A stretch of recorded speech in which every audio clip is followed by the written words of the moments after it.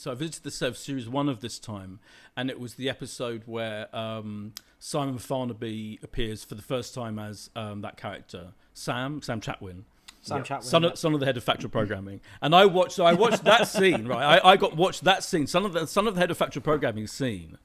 And then, do you remember the bit where Steve reels off the list of local radio stations because he's trying to explain? He's trying to explain what North Norfolk Digital is.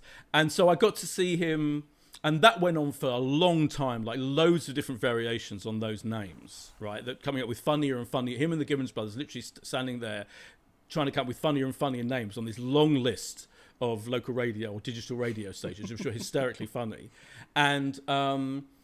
and also just interaction with Simon Farnaby's character. They didn't really explain, like, it was, you could just, all I could do was just watch it play out in front of me. But Simon Farnaby is brilliant. I love Simon Farnaby anyway. And that character was so funny, his pomposity. And I love it when Alan gets one up on someone. So Alan constantly repeating the fact that he's the son of the head of factual programming was hysterical. I thought that was so, I was always like, 10 minutes into arriving on the set, I was like, this is brilliant. This is already and they didn't really explain. They didn't really have time to explain. At that point, no one really knew what this time was going to be like. We had no idea really. All we knew is it was a new show with Steve, and it was kind of something to do with a one show type show, but we didn't really know the format, that it was going to be in that format of actual a verite version of that show playing out live in front of you, so to speak. So just to see that was very exciting, and to see him improvise and develop almost every single line, as I'm sure the Gibbons brothers would tell you, they honed, and I remember the publicist saying, I think I arrived to set at noon. I remember the publicist saying to me, "Don't get there. There's no point getting there before noon because they were changing the script for the first 3 hours of every day, and they don't actually get started pretty much before noon." I was thinking, oh, that's unusual, because most filming starts about 8 a.m.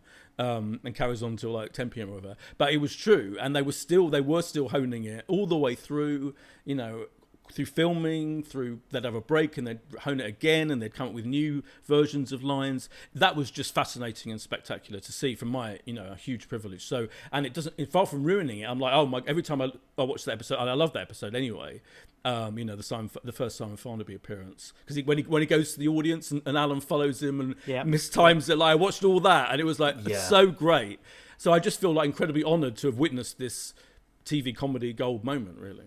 If there's one through line from the old school Partridge to the new school Partridge, it's that lines and scenes get rewritten right up to the very, very last minute. Stories about Peter Bainham writing lines in the back of the car when Alan takes Lynn to give the flowers to her on her mum's grave, and even sort of anecdotally about the Gibbons and how everything kind of goes down right to the wire. And Monty Don even saying that everything was, the painstaking detail when he was on it, and re-recording and rewriting and refining and stuff like that. It's just, I find it so fascinating that even regardless of who is in charge, so to speak, of, Partridge, and obviously it's always Coogan, but then also who he writes with on Alan, that seems to be a through line all the way through. They never just leave it. They can always eke, like, 2% more laughs out of something, and that would be worth it. I just find that whole process fascinating.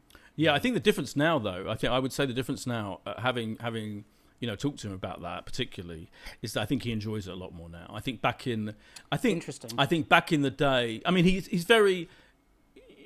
very honest about how, and like the second series of Iron Man and Partridge, I think was difficult. I don't quite where and where the changes and the arguments about every line were getting painful, for everyone involved. Whereas now, I think, even though it is, the Gibbons brothers will be very funny about how much effort it takes to get everything right, and how much they are honing it and changing it, they're still clearly enjoying that process, I think, very much. It's like they're making each other laugh. It's like, I feel like the difference between then and now is that, I mean, I wasn't there then. This is purely on, but I think partly what Steve said about that time is that I feel like it was hard work then, but not necessarily, but I'm not sure if he enjoyed it all the time. Whereas now, I think he loves the process. He loves how hard work it is, and he's enjoying and he's laughing, literally, visibly, palpably laughing at when they get it right, when they get the best version of each line and each little bit. He was in hysterics at one point when I watched him filming that day. I think mostly at what Simon Farnaby was doing, really. And to see him, with that, so I think it's a light load now. I think it's a load, it's a burden, and it's difficult, and they're perfecting it.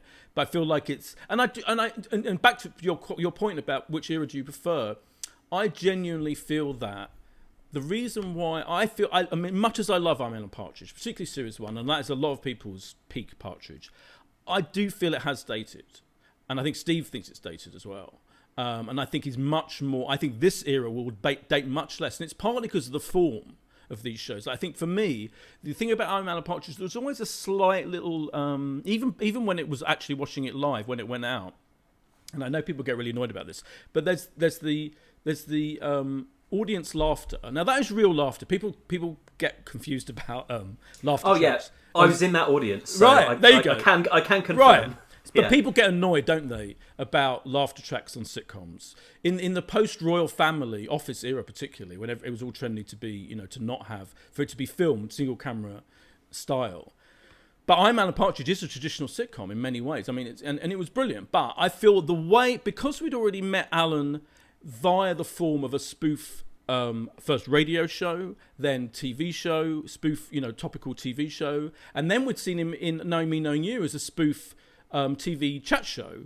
Do you know what I mean? Those forms, the formats of all those shows are as much spoofing the form as they are incorporating the characters. They are kind of vehicles for the character. Do you know what I mean? So then you've got the sitcom, which is you're watching Alan. Do you know what I mean? Being filmed.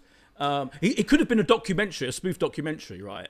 It could have been, and I think it might. And I mean, who am I? I'm not saying I'm telling them what they should have done by any means. But I do feel. Imagine if it had been an Office-style spoof documentary about Alan and what he was doing at that time. It would have, I think, dated slightly less than the format, particularly because we'd already met him through those direct methods. It felt a bit weird.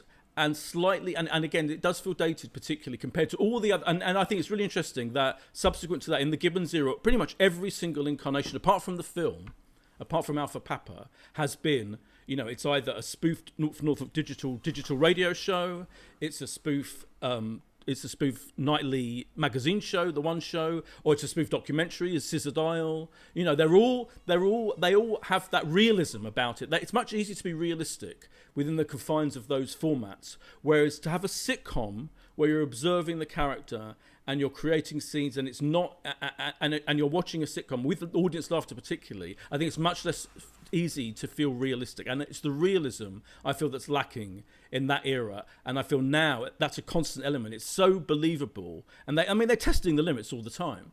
But I do feel that the Gibbons era, they've perfected different ways of making Alan seem absolutely authentic in the context they place him in. If that makes sense.